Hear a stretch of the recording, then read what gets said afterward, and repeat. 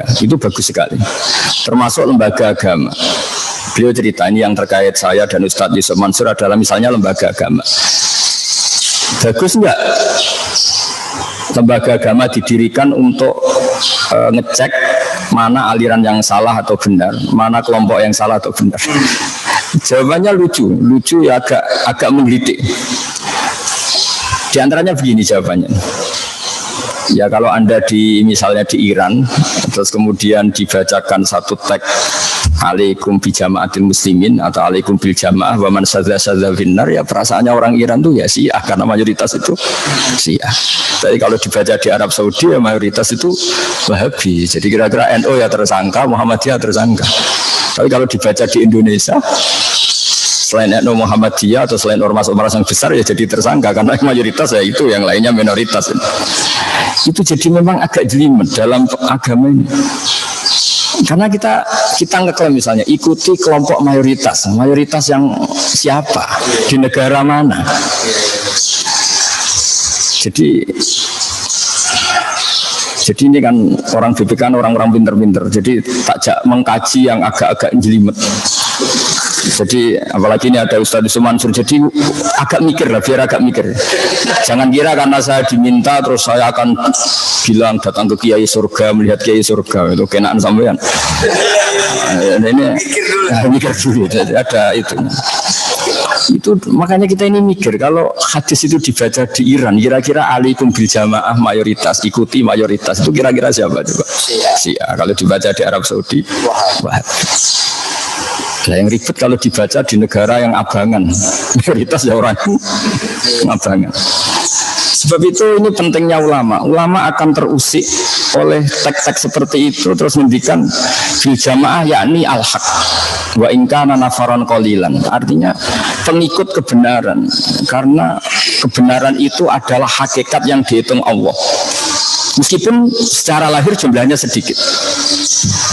Jadi misalnya gini, bumi ini kan luas sekali. Itu yang dalam pandangan Allah mestinya nazari riayah. Itu hanya orang-orang yang sujud, yang baca Quran. Kalau boleh GR ya yang kita-kita inilah yang dilihat. Sehingga dalam hadis qudsi masyhur itu Allah ngendikan, saya melihat penduduk bumi, kemudian saya ingin mengadab mereka karena mereka berbuat maksiat, curang, gini. Tapi ketika saya melihat ada yang sujud, ada yang baca Quran, ada yang bertasbih, kemudian azab itu saya urungkan. Artinya yang dianggap jamaah oleh Allah adalah orang yang bereksistensi terhadap kebenaran, meskipun jumlahnya sedikit. Tapi sedikit ini yang dilihat Allah. Jadi ibarat misalnya saya punya anak yang saya cintai ikut bis, semuanya pemabuk, semuanya orang maksiat. Terus malaikat Israel atau malaikat bagian panitia musibah misalnya, ini mobil mau saya hancurkan, mau saya gulingkan, pasti yang dipertimbangkan Allah. Tapi jangan di situ ada anaknya orang soleh misalnya, atau ada orang soleh. Meskipun jumlahnya satu dibanding mayoritas tadi yang 50, tapi ini yang dipertimbangkan. Nah, di sini pentingnya ayat wa ma kana Allahu liyu'adzibahum wa anta fihim. Jadi Allah tidak akan menyiksa komunitas besar. Di situ masih ada nabi. Nah, nabi itu bisa fisik, zaman nabi hidup tentu itu fisik, atau tidak fisik. Misalnya mahabbatu Rasulullah sallallahu alaihi wasallam fi qulubihim. Nabi tidak wujud secara fisik, tapi keberhadirannya ada di hati kita. Itu juga menjadi alasan lah kira-kira dibahasakan gitu, Allah tidak menyiksa. Wa ma kana Allahu liyu'adzibahum wa anta. Jadi contoh analogi paling gampang, Anda misalnya melihat orang Jakarta karena misalnya banyak maksiat, terus Anda ingin Jakarta kena adab. Tapi kalau di situ ada anak kamu, ada putri kamu, ada santri kamu, ada orang-orang yang kamu cintai, tentu ingin nggak kena adab. Meskipun orang yang benar ini minoritas. Begitu juga misalnya Rembang juga gitu, semua contoh seperti itu. Nah, sehingga ada ulama mengatakan alaikum bil jamaah itu bi isobatil haq, kelompok yang benar meskipun jumlahnya sedikit, karena itu mahallu nazarillah, itu yang menjadi pertimbangan Allah. Makanya di sebuah riwayat disebutkan laula rijalun ruk'aun wa subyanun ruddaun wa bahaimur ta'un la subabna alaikumul adzab subba.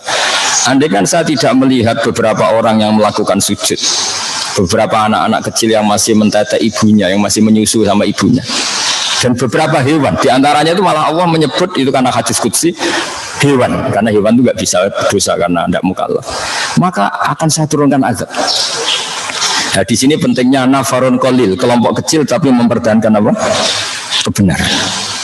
Sehingga kebenaran itu sebetulnya tidak harus menang-menang banget, karena itu nggak mungkin lah. Karena namanya mamin yaumin illa ba'dahu syarrun minhu, kata Nabi, tidak ada hari kecuali berikutnya akan lebih buruk. Tapi bahwa kebenaran ini harus ada, karena itu mahallu nadzorillah. Nah, lalu kebenaran itu apa? Kebenaran adalah mengikuti konsep yang dibawa Rasulullah SAW. Di antaranya adalah ada otoritatif ahlul haq yang bisa mengkontrol ahlul batin. Jangan sebaliknya ahlul batil mengontrol ahlul haq. Jadi kira-kira ya ada lembaga BNN yang pengedar narkoba itu takut.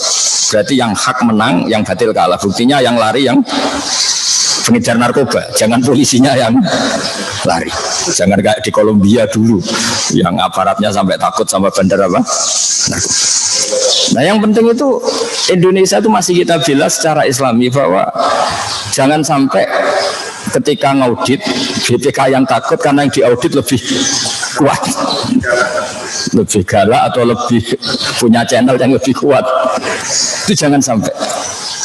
Indonesia harus semua kekuatan yang untuk menegakkan kebenaran harus lebih kuat ketimbang kebatilan. Nah, ini yang disebut wala yumakkinanna lahum dinahumul ladzi irtadha lahum wa la yubaddilannahum min ba'di khaufihim amna. Jadi ciri utama kemenangan agama adalah otoritas kebenaran ini punya kekuatan tamkin, punya kekuatan mendikte pada yang batil. Jangan dibalik. Jadi kira-kira ya kalau ada preman yang premannya lari dari Satpol PP, jangan dibalik, karena premannya menguasai area perapatan itu, Satpol PP-nya yang lari. Begitu juga dalam kebenaran-kebenaran yang lain. Misalnya saya tahu, misalnya Ustaz Yusuf Mansur sangat mencintai Quran, sangat mensyariatkan Quran.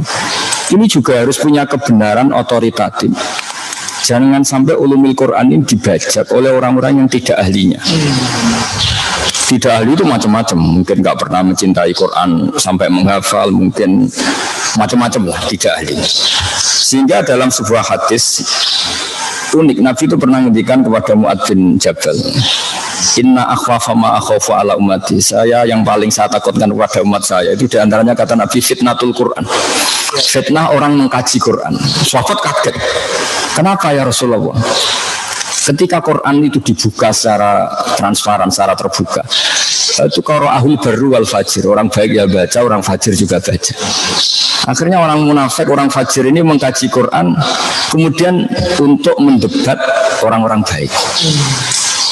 Masyhur itu di Quran banyak cerita ketika Nabi menerangkan qadha qadar, ketika Nabi dengan asiknya ngendikan masya Allah kana wa malam yasa lam yakun. Mereka juga jawab wa qala alladziina asyraku law syaa Allahu ma asyrakna. Ya kalau gitu Muhammad kita syirik ya kersane Allah, kita miskin ya kersane Allah, kita maling juga kersane Allah, ngapain Anda larang-larang? Yang unik dalam ilmu sosial, orang-orang kafir itu kalau disuruh Nabi, itu orang-orang miskin itu kasih makan. Ya Muhammad, tentu mereka manggilnya jangkar. Ya Muhammad, itu sudah direncanakan Tuhan memang miskin dia. Jadi kalau saya beri makan itu merusak rencana Tuhan. Artinya qadha qadar itu dipakai alat untuk menolak syariat. Makanya masyhur itu kan, wa idza qila lahum anfiqu mimma razaqakum wa qala alladziina kafaru lil ladziina amanu anut'imu man law yasha'u atama. Masa saya ngasih makan orang yang andekan Allah menghendaki ya dikasih makan. Allah tidak ngasih makan, bukti kalau rencana Tuhan memang dia miskin, dia kelaparan. Jadi seperti ini saya ngajar di BPK itu kalau menurut mereka haram. Mereka nggak paham agama misalnya, itu sudah dalam rencana Tuhan. Ya biarkan saja tetap nggak paham, ikuti aja rencana Tuhan. Jadi kalau BPK nangkap koruptor itu ya salah. Mereka korupsi itu sudah direncanakan Tuhan, sudah ada tulisannya kalau dia itu koruptor. Kalau Anda udah atik merusak rencana, nanti gantian BPK yang jawab, saya menangkap Anda juga dalam rencana Tuhan. Jadi artinya gini, ilmu itu apapun baiknya di tangan orang yang tidak baik itu yang menjadi tidak baik. Tidak gampang ngelola ilmu itu. Sehingga Tadi sore saya dikasih tahu adik saya, Mas, besok Ustaz Zulhar mau datang. Kata saya, enakan dia, sakit saya katanya. Kok bisa? Ya kalau beliau datang ke sini, beliau tawaduk mau sowan saya yang harus menata hati supaya tidak takabur gitu. Itu seperti kiai didatangi orang cantik. Kiainya, orang cantiknya melihat kiai itu ibadah, melihat orang alim itu ibadah. Orang alimnya yang ribet melihat dia dosa. jadi makanya saya dingin saja didatangi Pak Ustaz Mansur. Dingin saya bukan karena apa-apa sebetulnya. Ini mengganggu. Karena kayak tadi, kamu seorang kiai top, ada seorang perempuan datang tanya bab haid misalnya. Yang tanya benar kan? Melihat wajah kamu benar, melihat orang alim itu ibadah gini. Kamu yang masalah kan? Jadi, nah ini saya omongkan biar Pak Ustadz Zulhar mikir supaya nggak datang ke sini lagi karena itu mengganggu perasaan seperti itu. Tapi nanti kebalikannya kalau yang saya datang ke sana itu baru keren saya karena saya tawaduk harus jadi bagus. Makanya kemarin ketika Pak Kures nelpon saya ingin saya datang ke Jakarta karena beliau sepuh, saya langsung datang. Karena itu dengan cara itu saya lebih baik. Beliau sepuh, beliau habib, beliau alim ya saya sowan. Sebenarnya saya juga pernah diminta kapan-kapan beliau mau ke sini, tapi saya mikir waduh ribet ini maksudnya lebih mengganggu karena nanti beliau terlalu benar, saya terlalu salah. Jadi itu ilmunya ulama. Jadi Quran juga gitu. Kita ini mikir Islam ini dibawa kemana? Kalau kita ngomong Islam secara serius, nanti bagi orang awam menjadi tanfir. Jangan kira sering baca Quran itu dibenarkan Nabi terus, ya tidak juga. Kadang yang sering baca itu malah salah. Karena konteksnya sosial. Misalnya gini, ini cerita dalam hadis. Ada petani yang tentu sibuk ngerawat piaraannya atau ngerawat tanamannya. Makmum ke Mu'ad. Mu'ad ini ahli Quran masyhur. Dia bacanya Quran enak terus panjang. Singkat cerita si petani ini mufarokoh itu melepas ikatan sholat dengan imam, kemudian dia meneruskan sholatnya sendiri. Itu sah dalam fikih. Mu'ad tersinggung, kemudian bilang nafaqah fulan, ini orang munafik, diajak sholat secara baik dan benar malah lari mufarokoh. Akhirnya dua orang ini lapor kepada Rasulullah. Yang satu lapor, ya Rasulullah ini Mu'ad gak benar, ngimami di daerah pertanian kok bacanya Baqarah. Kita akhirnya terganggu pekerjaan kita. Itu dulu petani aja terganggu, apalagi kalau kernet, apalagi kalau supir. Terus, tapi ini apa? Yang disalahkan Nabi itu yang Mu'ad. Afattanun anta ya Mu'ad, kamu ini tukang fitnah. Inna minkum munafirin, kamu ini menjadikan orang lari dari Quran. Gara-gara kamu baca panjang, akhirnya orang ini kecelok lari dari Quran. Jadi tidak gampang ngelola kebenaran. Jadi yang disalahkan Nabi itu yang Mu'ad, bukan yang karena menyebabkan orang lari dari Quran karena kelamaan. Makanya saya sering cerita ke kiai-kiai, kalau Anda tahlil jangan lama-lama. Nanti orang tuh bosan sama la ilaha illallah. Sebenarnya bosan sama Anda, tapi Anda kuat lama karena Anda aktornya kan.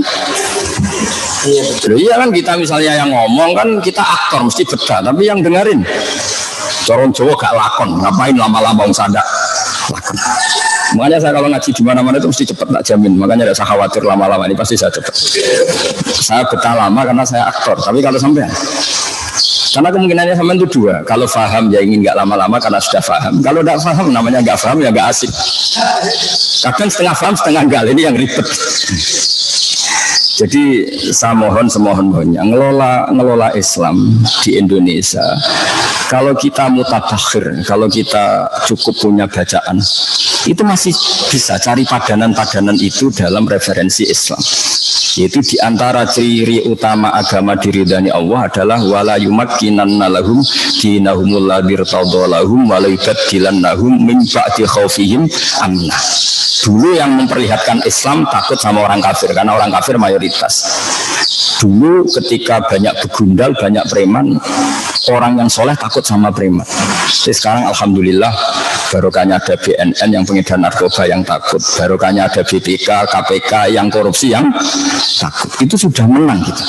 Karena ada khauful zalim min sholihin, orang yang zalim takut sama orang soleh. Jangan sampai kita ngalami yang soleh takut sama yang zalim.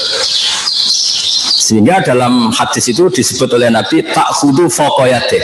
Ada fauqiyatan kata Ibnu Hajar Al-Asqalani, kebenaran harus punya fauqiyah, punya otoritas yang lebih tinggi ketimbang kezaliman. Nah, caranya gimana kalau dalam dunia sosial? Dalam dunia sosial itu kita bikin satu komunitas mayoritas dan sehingga itu menjadi kebenaran yang luar biasa. Saya tadi malam sama Gus Gofur sama putra-putra Mbah Mun banyak di sarang tadi malam sampai malam. Itu diantara kajian kita adalah kesuksesan banyak tokoh kita, mulai Mbah Ahmad Dahlan sampai semuanya lah, tokoh-tokoh kita mulai dulu Jamiah Khairiyah dan semuanya lah yang berjasa. Itu dulu ketika mendirikan NU itu saya pernah diceritani Gus Hasib putra Mbak Wahab pernah main ke sini. Aku mau kepengen pejabat itu sholat gitu. Singkat cerita, suatu saat beliau ke sini sama saya cerita-cerita ringan, terus saya cerita agama di Indonesia itu sudah menang. Kenapa? Sekarang nyalon bupati kok terkenal tidak sholat, itu pasti kalah. Apapun kaya Anda pasti kalah. Terkenal nyun sewu selingkuh pasti kalah. Artinya ada tolok ukur agama yang menjadi ukuran kamu dipilih atau tidak dipilih. Jadi tanpa kita memaklumatkan negara Islam, tapi nilai-nilai Islam ini sudah bahkan jadi ukuran sebagai tolok ukur apa? Politik. Kamu risih kan dengan pimpinan Anda misalnya nyuwun sewu orang yang nggak sholat, yang nakal, yang ini itu pasti nggak nyaman. Artinya apa? Nilai-nilai agama di Indonesia itu sudah, alhamdulillah sudah menjadi nilai politik.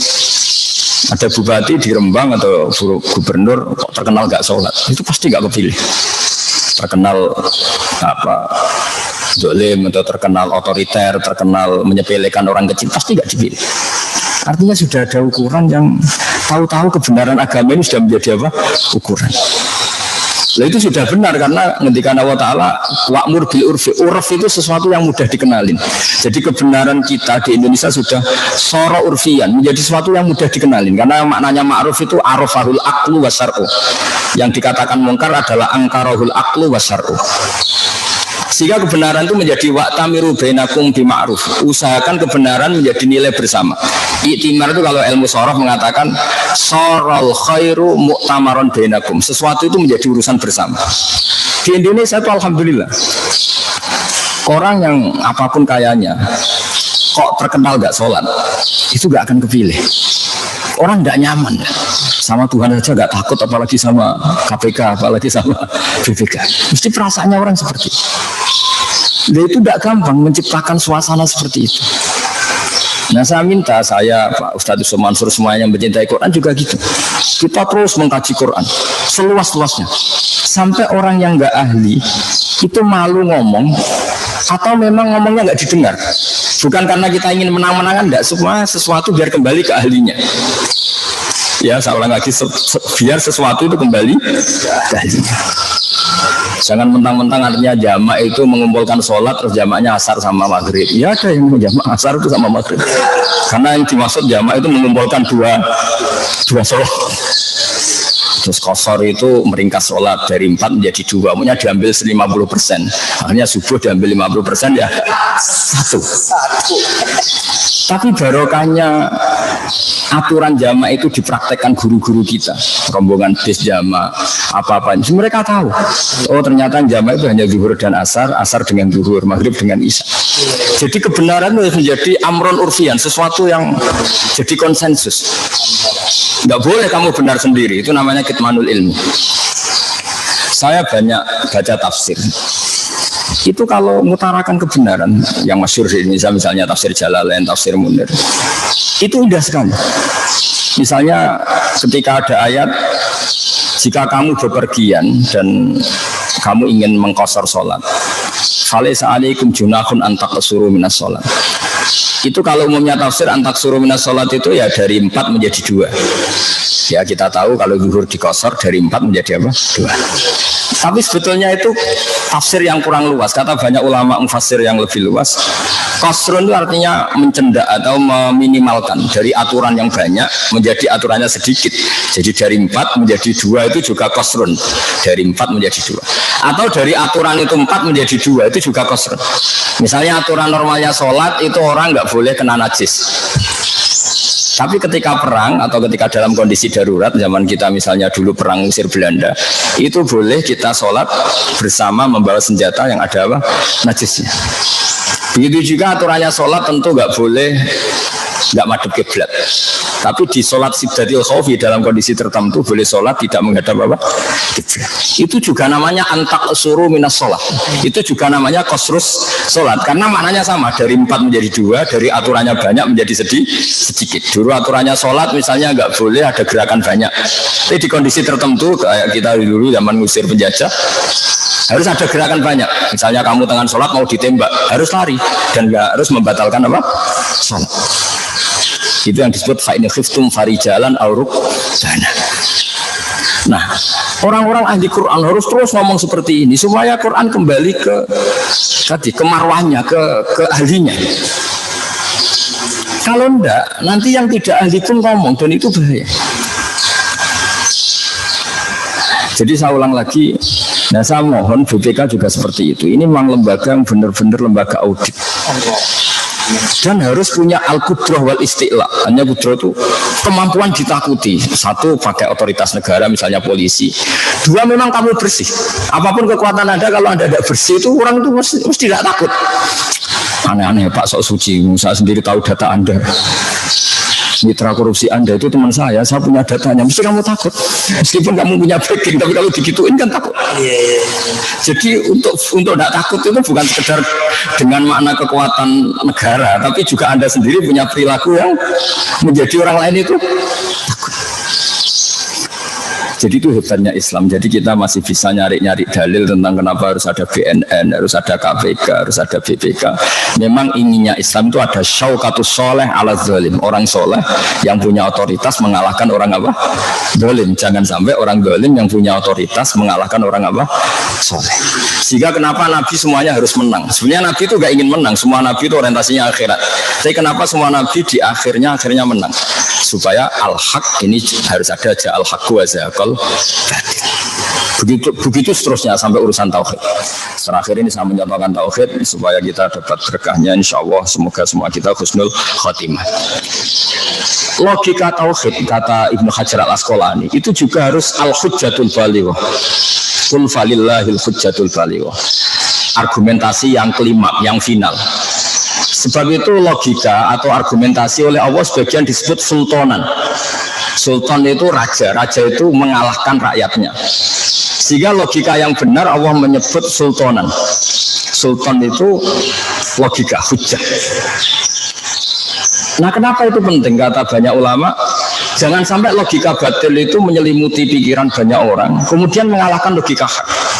Misalnya dulu kita tahu kalau baca sejarah, orang-orang Gerwani itu kalau didik anak-anak kecil, ayo pejamkan mata, ayo minta permen sama Tuhan. Terus Tuhan saya minta permen, terus nggak dapat permen. Lama-lama, ayo sekarang pejamkan mata, minta sama bu guru, dikasih. Berarti yang ada bu guru, yang Tuhan tidak ada. Itu dulu jalan. Tapi sekarang barokahnya ada guru-guru tauhid yang di musola-musola, di surau-surau, di madrasah-madrasah.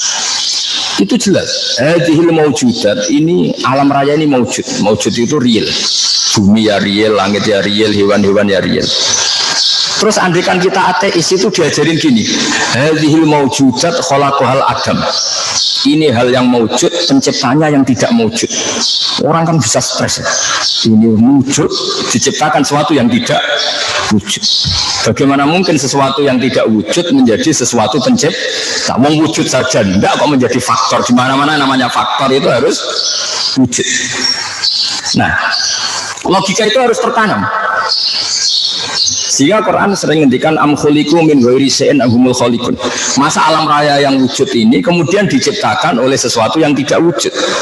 Ciri khas tidak wujud adalah sesuatu itu tidak punya faktor, tidak menjadi faktor. Wong namanya saja tidak wujud. Logikanya gimana? Ya alam raya yang wujud ini pasti diciptakan oleh zat yang super wujud, yang oleh Islam atau oleh ulama disebut wajibil wujud atau kausal prima atau apa. Nah, kata Ibnu Hajar al-Asqalani dalam menjelaskan salasun mangkunna fihi wajada halawatal iman. Halawatal iman dalam penjelasan ilmu kalam atau ilmu tauhid disebut iltizazan aqliyan. Agama ini datang dengan logika yang mudah. Kalau Anda orang yang pintar, orang yang cerdas, kemudian Anda dikasih tahu alam raya yang wujud ini diciptakan yang tidak ada, diciptakan oleh sesuatu yang tidak ada, pasti Anda nggak bisa tidur semalam. Bagaimana sesuatu yang tidak ada menciptakan yang ada? Ya nggak ada kok menciptakan yang itu, sampai malam pasti nggak bisa tidur, hidup mati lagi tetap nggak ada jawabannya. Tapi kalau kamu dikasih tahu alam raya yang wujud ini diciptakan oleh wujud yang lebih dahsyat, yaitu Allahu Akbar atau zat sing wajibil wujud, ya wajar lah namanya wujud ini ya mesti kalah sama wujud akbar kan, terus enak lah. Enak ini disebut iltizazan aklian, orang menjadi nyaman dengan Islam. Maka agama ini liqaumi yaqilun, liqaumi yatafakkar. Itu macam-macam, itu juga harus. Nah, sultanul akal, kekuatan akal seperti ini juga harus menjadi masif, menjadi konsensus, sehingga orang tidak lagi tergoda oleh was-wasatus syaitan dengan faham-faham ateis. Ini juga harus menjadi sesuatu yang masif, yang lazim, yang keniscayaan. Nah, tugas kita sebagai seorang guru atau seorang kiai atau seorang ustaz itu menanamkan seperti ini, sehingga benar-benar yusabbitu walladzina amanu bil qauli tsabit fil hayatid dunya wa fil akhirah. Jadi cara berpikir ini benar-benar menjadi al qaulu tsabit, sesuatu yang menghunjam di hati, tidak tergoyah. Ini pentingnya ulama-ulama yang akan menjaga itu. Nah, makanya saya dulu lama sekali derekan Mbah Mun, derekan bapak saya itu, beliau cerita Islam itu tidak akan habis untuk mengawal Indonesia.